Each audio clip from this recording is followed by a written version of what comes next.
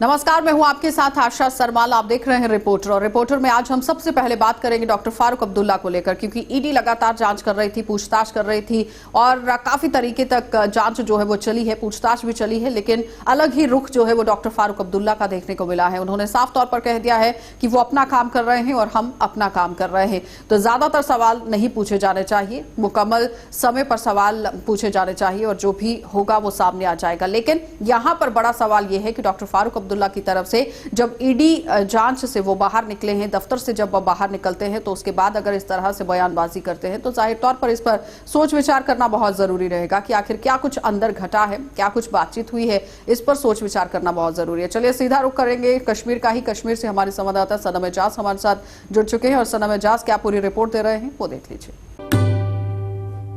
हम कहें तो कुछ आरोप सिद्ध भी हो चुके हैं फारूक अब्दुल्ला पे या उसके जितने भी इसमें साथी थे सब उस पे, लेकिन ये जो छापामारी है, ये जो रेड्स वगैरह, इस पे सवाल बहुत उठ रहे हैं। और सवाल ये भी उठाते हुए ये भी बताया जा रहा है कि कभी चिदम्बरम को कमज़ोर करने के लिए इस तरह के वाक़ात पेश किए गए, मणिशंकर अय्यर को, अब फारूक अब्दुल्ला को भी कश्मीर में इस तरह की एजेंसीज़ का आरोप है कि जो गवर्नमेंट एजेंसीज उनके ज़रिए दबाने की या साइलेंट करने की कोशिश की जा रही है। देखिए, यही खदशात को जन्म देने वाली बात है। सिर्फ एक फारूक अब्दुल्ला, जब वो क्रिकेट स्कैम हुआ तो उसमें तो और भी कई नाम थे, लेकिन उनमें से आज किसी को भी पूछताछ नहीं हो रही है। पिछले साल अगर हम 5 अगस्त को देखें तब भी उनमें से किसी को पूछताछ नहीं होती, सिर्फ फारूक अब्दुल्ला को हुई थी। तो आज भी जो फारूक अब्दुल्ला को सिर्फ अकेले को पूछताछ हुई है, जबकि उसमें आरोपी और भी हैं, और लोग भी हैं जिन पे जो ट्रेजरर हैं, बाकी लोग हैं, उन पे आरोप उन पे भी हैं, लेकिन सिर्फ फारूक अब्दुल्ला को पूछा जाना या उनको ईडी से ऑफिस बुलाना कई सवालात को यहाँ पे जन्म जरूर दे रहा है। चलिए अब आपको शहर श्रीनगर लिए चलेंगे। शहर श्रीनगर के अंदर आपको दिखाते चले कि प्राइवेट स्कूलों की मनमानी का दौर एक बार फिर से शुरू हो गया है। 10,000 से लेकर 15,000 रुपए अभिभावकों को जमा करवाने की बात जो है वो कही जा रही है। बच्चे पढ़ नहीं पा रहे हैं, लेकिन उसके बावजूद भी प्राइवेट स्कूल जो है वो अभिभावकों पर दबाव बनाते हुए नजर आ रहे हैं कि आपको एनुअल चार्जेस जो है वो देने ही देने हैं। पूरी जरा पहले इरफान फाजिल की रिपोर्ट देख लीजिए। कोविड-19 पैंडेमिक में पढ़ाई का कंफ्यूजन और साथ ही साथ एग्जामिनेशन का भी कंफ्यूजन है। अगर बात करें तो कोविड अभी चल ही रहा है और साथ ही साथ अब एग्जामिनेशन की भी बात चल रही है।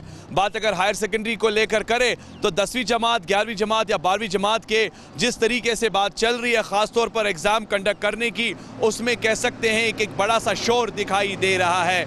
बीच में हमने देखा कि कई तरह के फेक डेट शीट्स भी सामने नजर आए जिसमें बताया गया कि 10वीं जमात के एग्जामिनेशन शुरू होंगे, मगर बाद में कियोस, कंफ्यूजन और डिलेमा कह सकते हैं जब ये बात स्टेट बोर्ड तक पहुंची तो उनका मानना है कि अभी बात ही चल रही है, आखिरकार ये फेक डेट शीट क्यों।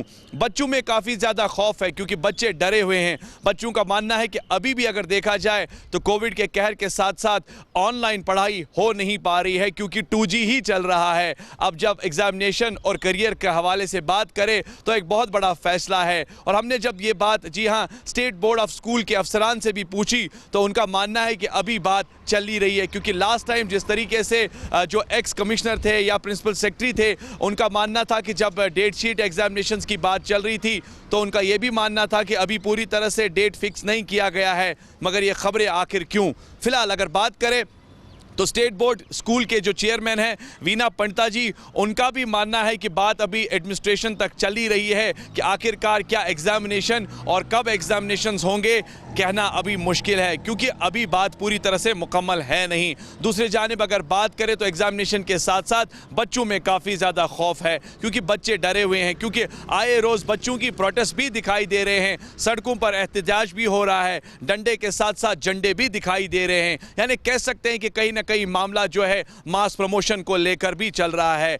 बच्चों की डिमांड ये भी है अगर इस वक्त पैंडेमिक है, स्कूल बंद है, क्यों ना एग्जाम ऑनलाइन किया जाए। इस कंफ्यूजन को दूर करने के लिए 1 हफ्ते का वक्त Jammu Kashmir state board of school ने भी मांगा है। अब देखते हैं कि आने वाले टाइम में 10वीं, 11वीं और 12वीं जमात के एग्जाम होंगे या फिर डिसीजन कुछ और होगा। दूसरी जानिब प्राइवेट स्कूलों की मार और उसी मार को लेकर कह सकते हैं कि एनुअल एग्जामिनेशन चार्जेस भी यानी दाम जो है वो काफ़ी ज़्यादा बढ़ चुके हैं। पहले जबकि 1500 से 3500 रुपए तक एनुअल चार्जेस होते थे, अब मनमानी 10,000 रुपए से 15,000 तक चली गई है। यानी कह सकते हैं कि लूट भी मची हुई है और प्राइवेट स्कूलों की मार बच्चों के साथ ज़रूर दिखाई देती है।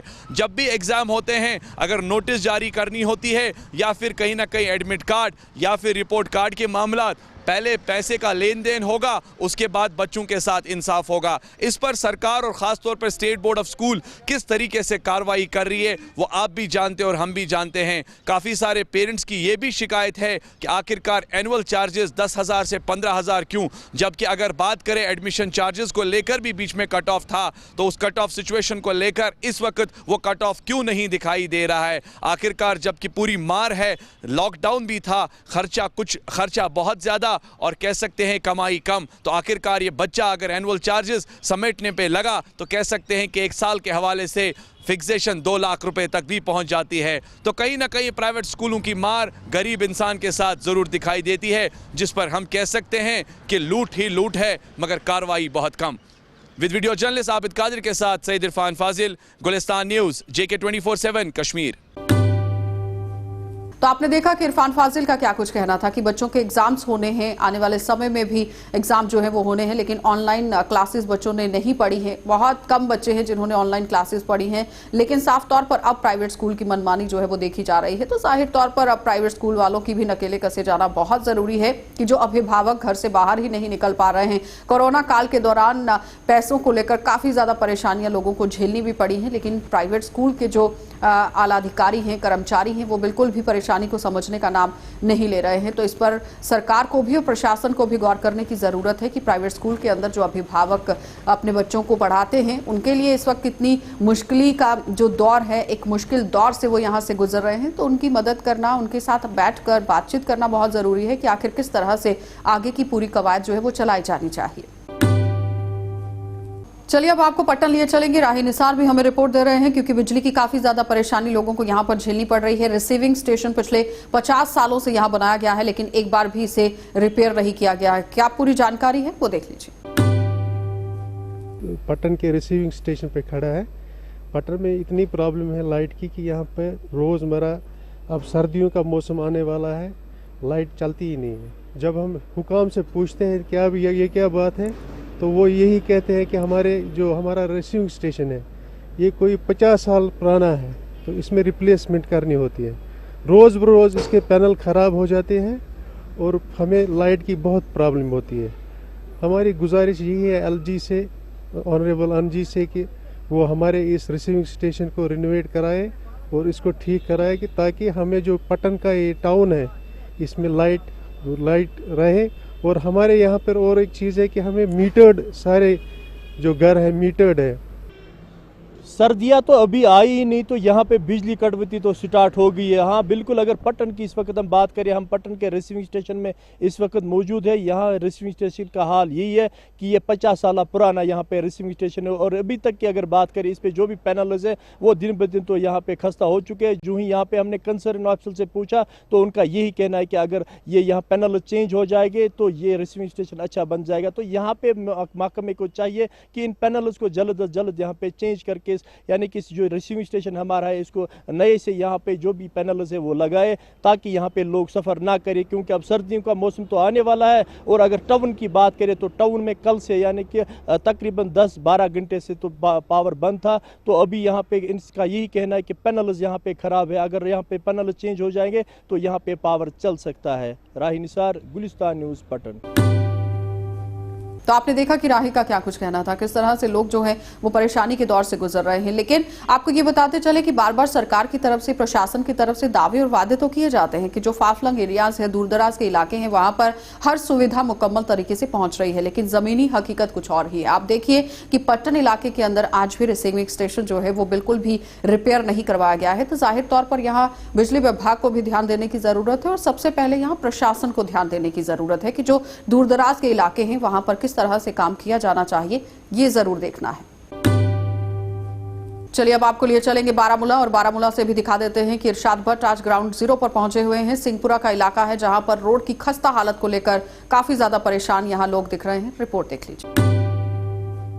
अगर हम शुमाली कश्मीर के ज़िले बारामूला के सिंहपुरा इलाके की बात करें, यहाँ पे लोगों को जो है काफ़ी सारे मुश्किलातों का सामना करना पड़ रहा है। अगरचे हम आज इस इलाके में आए। यहाँ पे हमारे साथ बात करने के लिए मौजूद है जो गुरुद्वारे प्रबंध कमेटी के जो प्रेसिडेंट है डॉक्टर तारा सिंह साहब। इनसे हम जानने की कोशिश करेंगे ओवरऑल अगर देखा जाए पिछली दफ़ा जो बैक टू विलेज फर्स्ट जो हुआ उसके बाद सेकंड हुआ, कहीं जो है यहाँ पे प्रोग्राम इनेकाद किए गए ज़िला इंतज़ामिया की तरफ से। इनके साथ जो वादे किए गए हैं क्या वो वादे जो है पूरे हो गए? अगर हम इस इलाके की बात करें ये रिहाइश पजीर इलाका है, यहाँ पे जो है लोगों को जो है गुनागो मुश्किलातों का सामना करना पड़ रहा है। मजीद हम जो है बात करने की कोशिश करेंगे। सर आपका खैर मकदम है गुलिस्तान और JK 24/7। Thank you sir. नहीं, ये जो रोड है ना, ये मेन रोड से जो दिलना सिंहपुरा का रोड है उससे हटकर थोड़ा 500 गज ये रोड थोड़ा इधर से निकलता है BSF हेडक्वार्टर से, और फिर आगे जाकर 500 गज फिर BSF के उस रोड के साथ मिल जाता है जो रोड PMGSY ने बनाया है। वहाँ उन्होंने मैग्नम भी डाला। दूसरा रोड जो हमारा कानसपुरा टू सिंहपुरा वो CRF के तहत वो रोड बन रहा है। लेकिन इस रोड की इतनी खस्ता हालत है कि इस वक्त भी आप देखें यहाँ पानी से भरे हुए दुब हैं, खड़े हुए हैं, और जो हमारे बच्चियाँ हैं बच्चे हैं ये अपने कपड़े सलवार वगैरह जो पजामे हैं ऊपर उठाकर यहाँ से चलते हैं। और चूँकि यहाँ गुरुद्वारा छठी पातशाही सिंहपुरा में लोगों का आवाजाही बहुत ज़्यादा है, यहाँ औरतें सुबह 4 बजे ही आ जाती हैं। और ये हमारे शिया बरादरी पीछे बहुत बड़ा गाँव है तकिया जिसको हम बोलते हैं, कलमपुरा तकिया। तो कलमपुरा तकिया में भी बहुत लोग यहाँ शिया बरादरी के मुसलमान बरादरी के बसते हैं, लेकिन उनकी भी कंडीशन बहुत ख़राब है। कोई तवज्जो नहीं गवर्नमेंट की कि यहाँ हमारी कंडीशन जो है वो बड़ी ख़राब है। और हम गवर्नमेंट से हर वक्त मैं सरपंच होने के नाते मैंने बैक टू विलेज 3 में ये इस रोड का भी उनको कहा, मगर पिछले 1 में भी कहा, 2 में भी कहा, I3 में भी कहा, कोई नहीं सुनता है। ये सिर्फ एक किताबी घोड़ा है जो वो लोग दौड़ाते हैं। और लिख कर भी दिया डी साहब को कि ये हमारे रोड के ले लो। बच्चियाँ हमारी गुरुद्वारे जाती हैं, सुबह 5 बजे संगत आ जाती है गुरुद्वारे में, और जब संगत सुबह 5 बजे आती है तो क्या पता कहाँ तक वो फट जाती हैं पानी में, उनके कपड़े ख़राब हो जाते हैं। वो फिर जाकर कपड़े अंदर धोती हैं, पजामा वजामा, और जाकर फिर क्या गुरुद्वारे के अंदर जाती हैं। This is very modern India अगर ऐसा ही है तो मैंने कहता हूँ फिर इंडिया आगे कैसा होगा मुझे नहीं समझाता है। कि जितने भी शिया अपने भाईचारे के लोग हैं हमारे, उनको पानी की बहुत मुश्किल है। यहाँ पानी तो बिल्कुल है ही नहीं यहाँ। तो और क्या क्या मुश्किलात हैं यहाँ पे? एक तो रोड की प्रॉब्लम, मेन प्रॉब्लम हमको गुरुद्वारा है, बड़ी हमारी सबसे बड़ी ज़ियारत है ये। इधर लोग से जम्मू से दिल्ली से बाहर से भी आते हैं, तो आप देखिए रोड का क्या हाल है। आप खुद देख लीजिए क्या दिन को पानी होता है इस रोड पर, रात की तो बात ही छोड़ दो। जब आप गुरुद्वारे जाते हैं तो किन मुश्किलातों से गुजरना पड़ता है? हमको पाँव शाम दोनों, हमको पानी भी नहीं होता गुरुद्वारा साहब में, तो हमको बहुत प्रॉब्लम आती है। हम बड़ी मुश्किल से गुरुद्वारा जाते हैं, पानी शानी नहीं होता हमको, तो हम पाँव शाम धोने के लिए वो भी मुश्किलात हमारे बहुत है।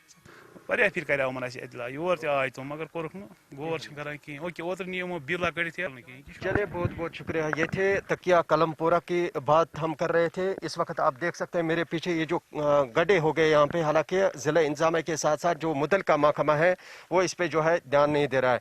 अगर हम यहाँ पे इस इलाके की बात करें, ये रिहाइश पजीर इलाका है, इसकी बात करें चाहे हम गुरुद्वारा जो यहाँ पे आप देख सकते हैं इन विजुअलों में, यहाँ पे हमारे सामने जो गुरुद्वारा है, जो यहाँ पे लोग आते हैं उन लोगों को जो है गुनागो मुश्किलातों का सामना करना पड़ रहा है। और से दराज से इनकी यही मांग है कि इस रोड को जो है जल्द से जल्द मैग्नेमाइज किया जाए ताकि इन लोगों के जो मुश्किलात हैं वो दूर हो सके। अगर हम ज़िले बारामूला हेडक्वार्टर की बात करें, ये तकरीबन 8 या 10 किलोमीटर के दूरी पे ये फासला है। जो कनिसपुरा से सिंहपुरा तक जो 2.5 किलोमीटर का रोड है वो बिल्कुल खस्ताहाल हो चुका है। हालांकि इन लोगों की तरफ से यही मांग है कि इस रोड के ऊपर जो जल्द से जल्द काम लगाया जाए और मैग्नेमाइज किया जाए ताकि इन लोगों के जो परेशानी है, इन लोगों के जो मुश्किलात हैं वो दूर हो सके। मुश्ताक लोन के साथ मैं इरशाद भट्ट, गुलिस्तान न्यूज़, बारामूला, कश्मीर। तो आपने देखा कि इरशाद की खास बातचीत यहां सरपंच के साथ हुई है और उनका साफ तौर पर कहना है कि बहुत ही जल्द इसे यहां मरम्मत और ठीक करवा दिया जाएगा। यानी कि काफी पुरानी ये लोगों की मांग थी। जगह जगह पर गड्ढे पड़े हुए हैं, पानी जमा हो जाता है, लोगों को काफी परेशानियां यहां झेलनी पड़ती थी। लेकिन अब सरपंच से जब बातचीत हुई है तो सरपंच की तरफ से भी आश्वासन दिया गया कि बहुत ही जल्द इस जो मुसीबत है, इस परेशानी का हल निकाल दिया जाएगा।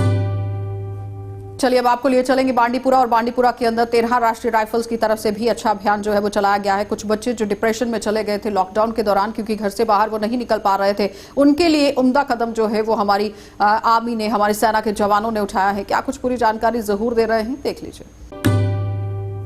बात करेंगे 13 राष्ट्रीय राइफल्स और 3 सेक्टर मानसबल ने आज एक एक्सपोजर ट्रिप किया है। जो लॉकडाउन के बाद स्टूडेंट्स जो एक डिप्रेशन में थे, तो आज इनको जो है गुलमर्ग लेने गए थे और वहाँ से जो भी ट्रिप के लिए वापस आए हैं, तो बच्चों ने जो है 3 सेक्टर और 13 राष्ट्रीय राइफल्स का एक शुक्रिया अदा किया है कि हमने यहाँ पे जो आज ट्रिप किया है ये एक अच्छा कदम है हमारे लिए, और इंडियन आर्मी जो कदम उठा रही है उसको हम सराहना करते हैं। तो ऐसे जो ट्रिक्स जो यहाँ ट्रिप्स करते हैं, इनका जो एक्सपोजर हमें मिलता है और पढ़ने के लिए, और आगे देखते हैं कि वहाँ पे इन्वायरमेंट कैसा है, वहाँ पे भी वाकई जो चीज़ें देखने को मिल रही है, तो ये हमारे लिए एक खुश आइंद कदम है। और ऐसी जो ट्रिप्स है इनेकाद होनी चाहिए। यहाँ जो भी यहाँ पे थे, इन्होंने इनसे इंटरेक्शन किया और इनको जो है बेस्ट ऑफ लक भी कहा और अपने साथ में लेके गुलमर्ग लेने गए थे, वहाँ से भी वापस आ गए। और जो यहाँ पे जो स्टूडेंट्स हैं, इन्होंने शुक्रिया अदा किया है 13 राष्ट्रीय राइफल और 3 सेक्टर मानसबल के, कि हम बहुत शुक्रगुजार हैं और ऐसी ट्रिप जो आगे इनेकाद होनी चाहिए। फिलहाल JEK-24/7 के लिए हाजन बांडीपोरा से ज़ुहूर अहमद। चलिए अब आपको राजौरी लिए चलेंगे। राजौरी के सुरनकोट इलाके के मोड़ा बिछाई गांव के अंदर लोगों को पानी की काफी ज्यादा किल्लत है और वहां पर क्या कुछ पूरी जानकारी है, क्योंकि 7 किलोमीटर तक दूर चलकर जाना पड़ता है लोगों को पानी के लिए। जमशेद मलिक ग्राउंड पर उतरे हुए हैं, देख लीजिए। पीएचई डिपार्टमेंट का नाम चेंज कर जल शक्ति विभाग कर दिया गया, मगर लोगों को ना ही जल मिल रहा है और ना ही महकमा में कहीं वो शक्ति नज़र नहीं आ रही है, जिसकी ज़िंदा मिसाल सरहदी ज़िला पुंछ की सुरनकोट के मोड़ा बिछाई गांव है, जहां के लोग पिछले कई बरसों से आज तक पानी की सहूलियत से महरूम हैं, जहां लोग आज भी 7-7 किलोमीटर दूर से पानी लाने पर मजबूर हैं। वहीं लोगों की तरफ से शिकायत की गई है कि मुल्क आज़ाद हुए कई बरस बीत चुके हैं, मगर वो लोग आज भी महकमा जल शक्ति विभाग के गुलाम हैं, क्योंकि आज तक इन लोगों को महकमा की तरफ से पानी जैसी सहूलियत दस्तयाब नहीं करवाई गई है और पूरा गांव आज भी 7-7 किलोमीटर दूर से पानी लाता है। हालांकि अगर हम ये बात कहें कि हर घर में नल से जल पहुंचाने के प्रोग्राम भी चलाया गया, उसके तहत भी लोगों को बड़े बड़े दावे किए गए, मगर उसके बावजूद आज भी कई गाँव ऐसे हैं जहाँ लोग पानी की एक एक बूंद के लिए तरस रहे हैं, जिसमें सुरनकोट का मोड़ा बिछाई गाँव भी है, जहाँ के लोग आज भी पानी की बूंद बूंद के लिए तरस रहे हैं। राहुल सूदन के साथ जमशेद मलिक, JK-24 News 7 के लिए। तो आपने देखा कि जमशेद का क्या कुछ कहना था, किस तरह से पानी की किल्लत इन लोगों को यहाँ झेलनी पड़ रही है। जल शक्ति विभाग जो दावे तो दिखाता है, लेकिन जमीनी सतह पर कुछ और ही दिखाई देता है। जाहिर तौर पर आप समझिए यहाँ कि दूरदराज का जो इलाका है, 7 किलोमीटर दूर तक आपको पीने के पानी के लिए जाना पड़ता है। तो प्रशासन और विभाग यहाँ पर क्या काम कर रहा है, ये एक बड़ा सवालिया निशान है। चलिए अब आपको सीधे लिए चलेंगे सांबा, और सांबा में भी कोविड-19 के हवाले से क्या कुछ पूरी खबर है वो जानना बहुत जरूरी है, क्योंकि इस वक्त हालात जो है वो बिल्कुल पूरी तरह से शांतिपूर्ण दिख रहे हैं। ऋषि खजूरिया की रिपोर्ट देखिए। तो आज मैं आपको सांबा जिला का ताज़ा सूरत हाल बताना चाहता हूं कोरोना वायरस को लेकर। कोरोना वायरस की बात करें तो जिला सांबा में हालात धीरे धीरे सामान्य होते हुए नजर आ रहे हैं, और वहीं पॉजिटिव मामलों का जो ग्राफ है ये भी लगातार नीचे आ रहा है। पहले के मुकाबले अगर बात करें तो अब जो मामले हैं ये काफ़ी ज़्यादा कम हो चुके हैं। पहले अगर बात करें तो जो मामले सामने आते थे रोज़ के रोज़ 50 से 60-70 के बीच में मामले सामने आते थे, लेकिन अब ये फिगर काफ़ी ज़्यादा नीचे आ चुके हैं और अब सिंगल फिगर में कोरोना वायरस के पॉजिटिव मामले सामने आ रहे हैं। और ऐसा लगता है कि अब इस वायरस का जो पीक वक्त था वो निकल चुका है, लेकिन कहीं ना कहीं आपको अभी भी एहतियात बरतनी है। और मैं आपको बता दूं कि अब सांबा जिला में हालात पूरी तरह से जिस तरह से सामान्य होते हुए नजर आ रहे हैं, तो जिंदगी भी पटरी पर दौड़ती हुई नजर आ रही है। और कहीं ना कहीं इस वायरस से अब थोड़ी सी हमें निजात जरूर मिली है, लेकिन निजात पूरी तरह से तब मिलेगी जब इस वायरस से लड़ने के लिए वैक्सीन मार्केट में आएगी, तभी इस वायरस से हम कह सकते हैं कि निजात मिली है। लेकिन कहीं ना कहीं पहले के मुकाबले अगर आज बात करें तो आज स्थिति कहीं ना कहीं कंट्रोल में नजर आ रही है। और मैं आपको बता दूं कि सांबा जिला में अब जो रिकवरी रेट है ये भी काफ़ी अच्छा हो चुका है। 80% से ज़्यादा जो रिकवरी रेट जिला सांबा में हो चुका है। और वहीं एक्टिव मामलों का ग्राफ भी अब काफ़ी ज़्यादा नीचे आया है। पिछले अगर 1 महीने का डाटा आपको बताएं तो लगातार हालात धीरे धीरे चेंज हुए हैं, हालात सामान्य होते हुए नजर आ रहे हैं। लेकिन जिस तरह से अब सर्दियों ने दस्तक देनी है तो हो सकता है कि इस वायरस की वजह से दोबारा से लोग इसकी चपेट में आ जाएं, उससे पहले ही आपको एहतियात बरतने हैं। लेकिन जो ताज़ा सूरत हाल है सांबा जिला का, ये अब कहीं ना कहीं अच्छा होता हुआ नजर आ रहा है। जिस तरह से अनलॉक फेज 5 की बात करें तो हर तरह की इस्टेब्लिशमेंट्स खुल चुकी हैं, चाहे बिजनेस की इस्टेब्लिशमेंट्स हो या इंडस्ट्री हो या मार्केट हो, तो लोग वैसे ही आपको मार्केट में नजर आएंगे जैसे कोरोना वायरस से पहले आपको नजर आते थे। यानी कहीं ना कहीं हालात तो सामान्य हुए हैं, लेकिन लोगों को अभी भी समझना होगा कि कोरोना वायरस अभी खत्म नहीं हुआ है। हाँ, मामले जरूर कम हुए हैं, थोड़ी राहत हमें जरूर देखने को मिल रही है, लेकिन एहतियात बरतना काफी ज्यादा जरूरी है। जैसे आप पब्लिक प्लेस पर जाते जाते हैं तो मास्क पहन के रखिए, सैनिटाइजर का इस्तेमाल करिए और सोशल डिस्टेंसिंग का पालन करिए। यही एकमात्र उपाय है और लोगों ने भी काफ़ी अच्छी तरह से इन एहतियातों को बरता है, तभी ये मामले अब कम होते हुए नजर आ रहे हैं। तो जो रिकवरी रेट है ये बढ़ता हुआ नजर आ रहा है और मैं आपको अभी तक का जो लेटेस्ट आंकड़ा है वो भी मैं आपको बता दूं कि आज सांबा जिला में मात्र 7 पॉजिटिव मामले दर्ज हुए हैं और एक बार फिर से रिकवरी रेट हमें बढ़ता हुआ नजर आ रहा है। टोटल मामले आज तक जिला सांबा में पॉजिटिव जो नजर आ रहे हैं ये 2086 हैं। इसी के साथ साथ टोटल एक्टिव मामले अब मात्र 412 रह चुके हैं और टोटल रिकवरी 1648 हो चुकी है। तो यहां से आप अंदाजा लगाइए कि रिकवरी रेट हमारा 80% से ज्यादा चल रहा है और इसी तरह की उम्मीद है कि आने वाले दिनों में भी हालात पूरी तरह से सामान्य होंगे और इस कोरोना वायरस से पूरी तरह से निजात मिलेगी। तो अब कहीं ना कहीं हमें इस वायरस को लेकर राहत जरूर मिलती हुई नजर आ रही है, लेकिन एहतियात बरतना आपके लिए अभी भी काफी ज्यादा जरूरी है। तो ये था आज का लेटेस्ट अपडेट जिला सांबा से कोरोना वायरस को लेकर। फिलहाल के लिए कैमरामैन राहुल के साथ ऋषि खजूरिया, जगह 24/7 न्यूज के लिए। चलिए अब आपको जिला कठुआ ले चलेंगे। जिला कठुआ के अंदर भी आज आपको बताते चले कि पाबंदियों को लेकर जिस तरह से धरने प्रदर्शन का सिलसिला जारी कर दिया गया था, लोगों को आने जाने में काफी ज्यादा दिक्कतें वहां झेलनी पड़ रही थी, लेकिन उसमें कुछ एक आध जो बदलाव हैं वो किए गए हैं। सरबजीत क्या कुछ पूरी रिपोर्ट दिखा रहे हैं, देख लीजिए। केंद्र शासित प्रदेश जम्मू कश्मीर के प्रवेश द्वार लखनपुर में रिस्ट्रिक्शंस इंपोज की गई हैं। जब से कोविड-19 का दौर शुरू हुआ है, लखनपुर में काफ़ी रिस्ट्रिक्शंस हैं। जितने भी लोग बाहरी राज्य से जम्मू कश्मीर में आ रहे थे उनको पहले पासिस की प्रक्रिया के बाद ही जम्मू कश्मीर में एंट्री दी जाती थी, लेकिन अब प्रक्रिया में थोड़ा सा बदलाव किया गया है। अब पासिस की जगह सिर्फ आपको यहाँ पर एंट्री करनी होती है, वो भी अपने सेल्फ डिक्लेरेशन फॉर्म पर अपनी एंट्री कर आपको जम्मू कश्मीर में एंट्री दे दी जाती है। इसके अलावा जम्मू कश्मीर में श्री माता वैष्णो देवी की यात्रा पर जितने भी लोग बाहरी राज्य से जम्मू कश्मीर में आ रहे हैं उनके लिए अलग से कॉरिडोर यहाँ पर स्थापित किया गया है, अलग से काउंटर यहाँ पर लगाया गया है। श्री माता वैष्णो देवी श्राइन बोर्ड के अधिकारी कर्मी जो हैं वो यहाँ पर तैनात किए गए हैं। आपको बता दें कि अब माता वैष्णो देवी जी की यात्रा जब से पवित्र नवरात्रे शुरू हुए हैं तब से यात्रा को आने का सिलसिला वो भी लगातार बढ़ता ही जा रहा है। तो ऐसे में अलग से काउंटर यहाँ पर स्थापित किए गए हैं और इस काउंटर पर आपको सिर्फ अपनी कोविड नेगेटिव रिपोर्ट, इसके साथ साथ श्री माता वैष्णो देवी जी की जो ऑनलाइन यात्रा की पर्ची है वो आपको यहाँ पर दिखानी है, जिसके बाद आपकी यहाँ पर एंट्री की जाएगी और आपको यहाँ से कटरा के लिए भेज दिया जाएगा। आपको बता दें कि लखनपुर में काफ़ी ज़्यादा रश रहता था, जिसके लिए अब श्री माता वैष्णो देवी जी की यात्रा के लिए यात्रियों के लिए जो है अलग से ये सुविधा लखनपुर में कठुआ एडमिनिस्ट्रेशन, यूटी एडमिनिस्ट्रेशन यहाँ पर शुरू की है, जिसमें जितने भी यात्री बाहर से आएंगे उनको यहाँ पर इंतज़ार नहीं करना पड़ेगा। चंद मिनटों में वो सिर्फ अपनी एंट्री यहाँ पर करवा कर अपनी कोविड नेगेटिव रिपोर्ट, जिसके साथ साथ वो यात्रा की पर्ची जो है वो आपको यहाँ पर दिखानी है और आपको यहाँ से आगे भेज दिया जाएगा। लेकिन कुछ लोग ऐसे भी यहाँ पर पहुँच रहे हैं जिनकी जो कोविड नेगेटिव रिपोर्ट है वो 48 आवर्स के जो है वो बात की है, जहाँ फिर उनके पास कोविड नेगेटिव रिपोर्ट नहीं है, तो उनके लिए भी यहाँ पर अब कोविड टेस्ट जो है लखनपुर में शुरू कर दिया गया है, जिसकी रिपोर्ट चंद मिनटों में यहाँ पर मिल जाती है और रिपोर्ट अगर नेगेटिव होती है तो यहाँ पर आपको पवित्र यात्रा के दर्शनों के लिए रवाना कर दिया जाता है। लखनपुर से वीडियो जर्नलिस्ट कुलदीप चौधरी के साथ सरबजीत सिंह, JK 24/7 न्यूज़ के लिए। चलिए कुछ और भी संवाददाता हमारे साथ जुड़ रहे हैं, क्या कुछ पूरी जानकारी दे रहे हैं वो देख लीजिए। माई टाउन माई प्राइड, कल इसकी इनॉग्रेशन की गई थी 19 तारीख को और आज म्यूनसिपल कमेटी के जो चेयरमैन हैं और उनके साथ जो 17 वार्ड मेंबर हैं उन्होंने बाइकाट कर दिया। इनसे ही जानेंगे कि बाइकाट क्यों इन्होंने किया, क्या वजह रही बाइकाट करने की। सर क्या नाम है आपका? मेरा नाम वेद प्रकाश है, मैं म्यूनसिपलिटी का यहाँ प्रेसिडेंट हूँ। सर क्यों बाइकाट किया? देखिए, माई टाउन माई प्राइड का जो प्रोग्राम है ये गवर्नर साहब ने पिछले दिनों जैसे बैक टू विलेज का किया था, वैसे ये जितने भी अर्बन लोकल बॉडी की म्यूनसिपलिटियाँ हैं, कौंसलें हैं, अपने कॉरपोरेशन है, इनके लिए ये प्रोग्राम रखा था कि जैसे इनके लोगों को थोड़ा बहुत इससे कुछ ना कुछ लाभ होगा। लेकिन कल से हमारे साथ मजाक किया जा रहा है। म्यूनसिपलिटी संभाले हुए हमें 2 साल हो गए और 2 साल से हम यही डिमांड कर रहे हैं कि हमारे पास स्टाफ नहीं है और जो स्टाफ है वो बेकार से भी बदतर है। देखिए, हमें जितने भी हमारे काउंसलर हैं सबको पेन है डोडा के बारे में।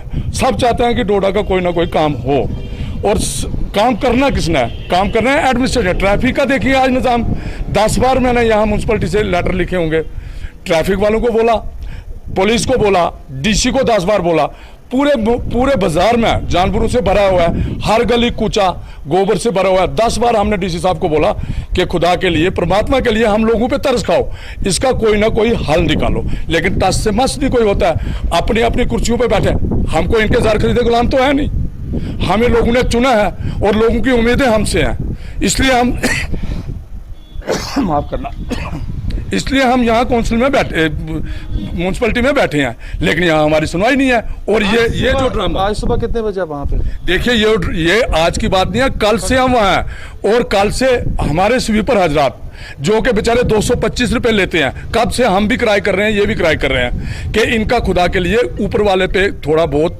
रहम खाइए। सबसे बड़ी खुशकिस्मती हमारे लिए है कि हम एक हैं, पार्टी अलग अलग हो सकती हैं लेकिन हम एक हैं। जितने 17 वार्ड मेंबर से सब आपके साथ हैं? बिल्कुल सब इकट्ठे हैं, हम सब के सब इकट्ठे हैं, बिल्कुल इसमें कोई दरार वाली कोई बात नहीं है। और वो आपने देखा भी, सब ने एक आवाज़ पर, एक प्रेसिडेंट साहब की आवाज़ पर सभी लोग इकट्ठे हुए और वॉकआउट किया। मसला ये है, सभी ने अपने अपने जो काम थे अपने वार्ड्स के अंदर जितने भी थे, आप सभी के हाथों में देख लें फाइलें हैं, और ये हमारी गुजारिश थी कि कमिश्नर साहब को हम ये पेश करें, और हो सकता था कि 20%, 25%, 10% उनमें से कुछ काम उठाए जाएं, उनका अजाला हो जाए। लेकिन कल 10 बजे से हम इसमें आप देखें, हमारी कुछ बहनें हैं और कुछ लेडीज़ जो फीमेल हमारी हैं, उनको छोटे बच्चे होते हैं, लेकिन कल से दरबदरी है बिल्कुल।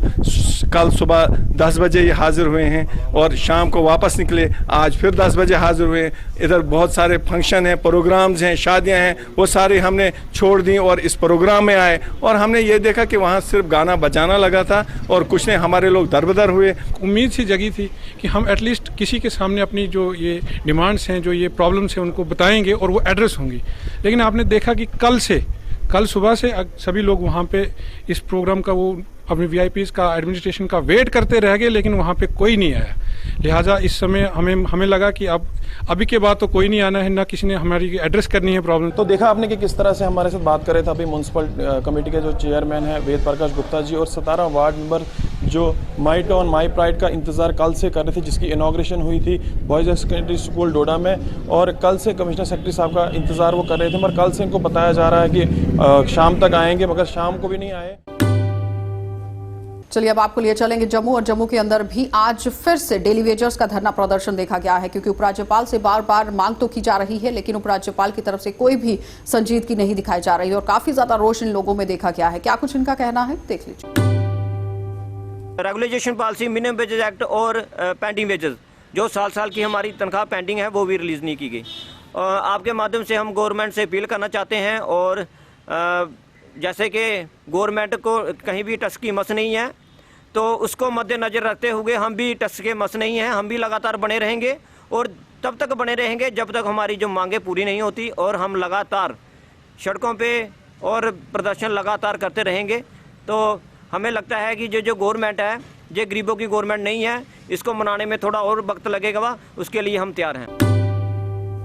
जिस एक्ट को लेकर भी बातचीत करने की कोशिश कर रहे हैं, लेकिन अभी तक प्रशासन की तरफ से, उपराज्यपाल की तरफ से कोई भी जवाब और आश्वासन इन्हें नहीं दिया गया, जिसकी वजह से काफी ज्यादा रोष इनमें देखा गया। आप देखते रहिए कार्यक्रम।